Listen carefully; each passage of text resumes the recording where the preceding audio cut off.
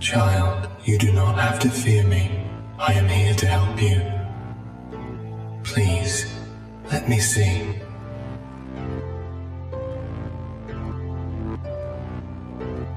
I cannot save you, but I can help you. You'll feel a slight pinch, but it's nothing to fear. Trust me.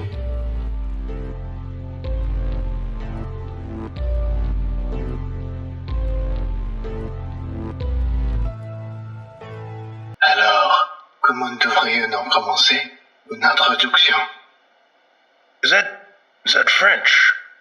Can we get a translator? The King's English. No need for translation, sir. I can speak it well enough. Good. My name is Dr. Raymond Ham, and A doctor. A like-minded individual, no doubt. Wherein is your speciality, sir? Cryptobiology. Why?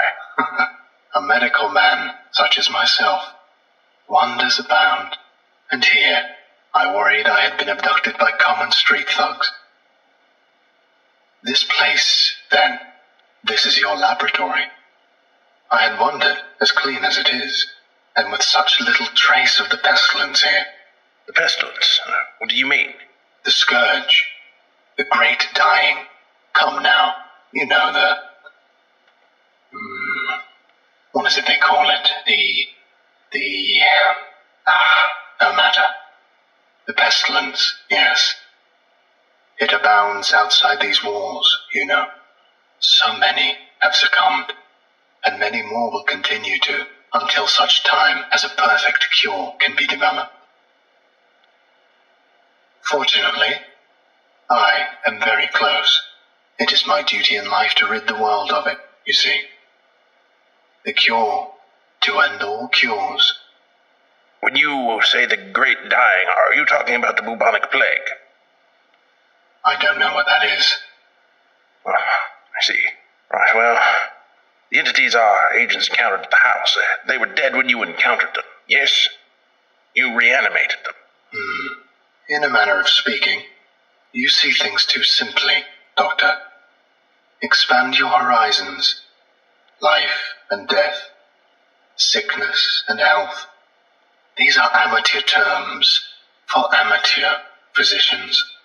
There is only one ailment that exists in the world of men, and that is the pestilence, and nothing else. Make no mistake, they were very ill. All of them. You think you cured those people? Indeed. My cure is most effective. But the things we recovered were not human. Yes, well, it is not a perfect cure, but that will come with time and further experimentation. I have spent a lifetime developing my methods, Dr. Ham, and will spend a lifetime more if necessary. Now, we have wasted too much time. There is work to do. I will require a laboratory of my own, one where I can continue my research unimpeded. And assistance, of course, though I can provide those on my own. In time.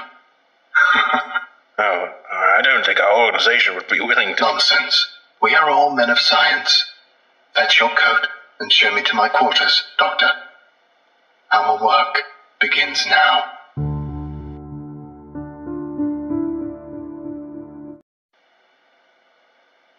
We've watched you work for several weeks now, and honestly, I'm not sure I understand what you're doing. Could you describe your process in detail? Oh, goodness, no. The process is most intensive. As I said to your assistant, the best instruction you will find about my methods are here in my journals, as I have kept exhaustive records of my work there. Oh, I see. Well, my concern, Doctor, is that we still don't understand what you're seeking to cure, or how it manifests, or how turning these creatures into quasi-living, mindless drones helps in that effort. You do not understand the pestilence, even after all this time. Doctor, it is an unspeakable horror, one that has shown its true face many times before, and will again. I find myself blessed with the wisdom and good senses needed to root it out and destroy it. But many like yourself, cannot.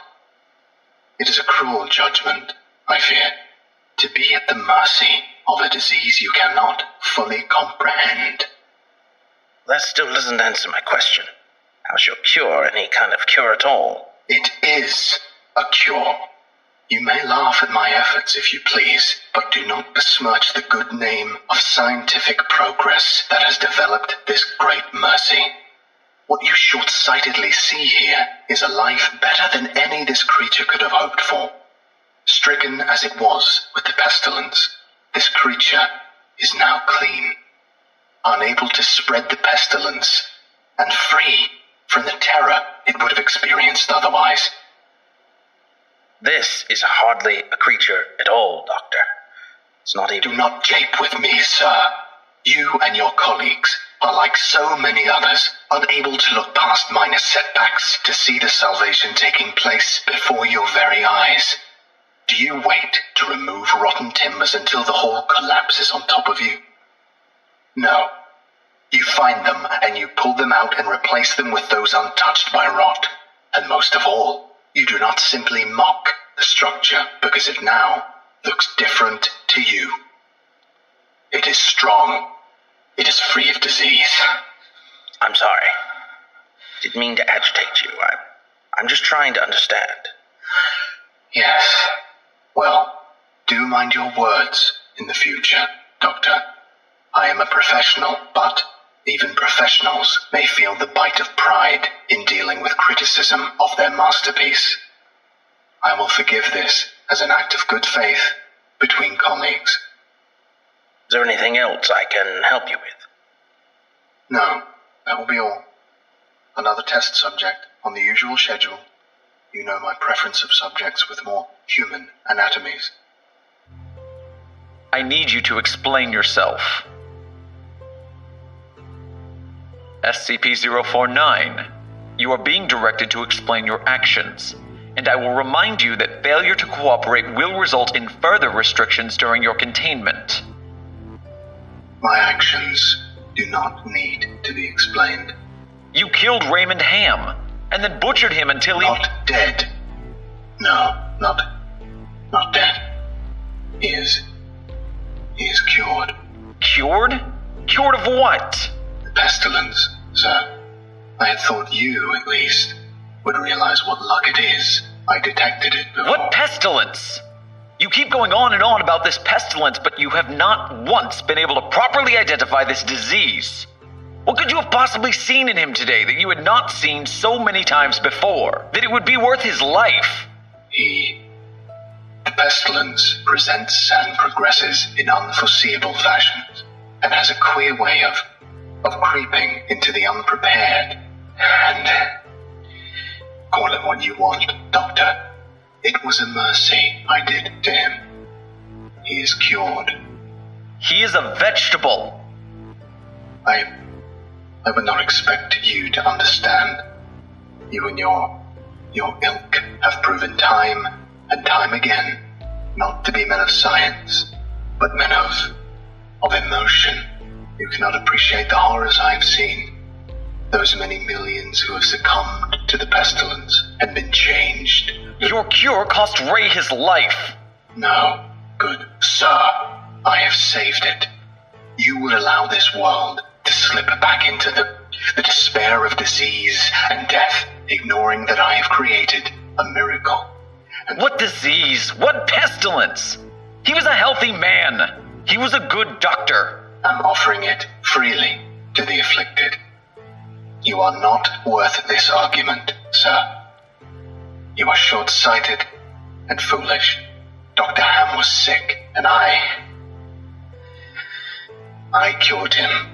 I am the only one who can do this. My work must continue. There is still so much to learn, so much. I've had enough of this. And consider your allowances revoked. Saved, even you. Welcome to containment, 049. Might be saved. We're done here. I can save them all. I can cast down this plague once and for all. I can do this. Only me. I saved him. Dr. Ham. I cured him was sick. I know he was sick. I know he was. And you are all sick, but I can save you. I can save all of you because I am the cure. SCP-049, we are conducting this interview to close out our investigation of your actions taken on April 16th that resulted in the death of a staff member. Do you have any comments to make?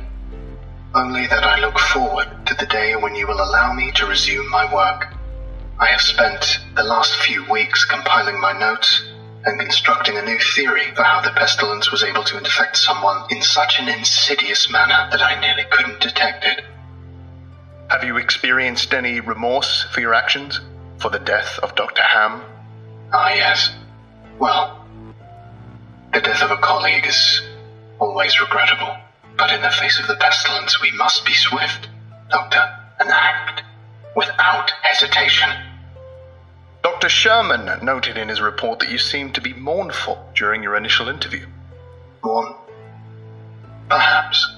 I had not thought that. It is lamentable that a fellow doctor became infected, but the work continues. Regrettable as it was, Dr. Ham's death provided important insight. Living human subjects are the only way to proceed forward, I am decided. My cure is of little use on dead flesh, and I have gleaned all I can from your generous supply of corpses. My desires turn towards tending to those still living who suffer from the disease. I'm afraid you're going to be disappointed. Oh, Doctor, I wouldn't be so sure.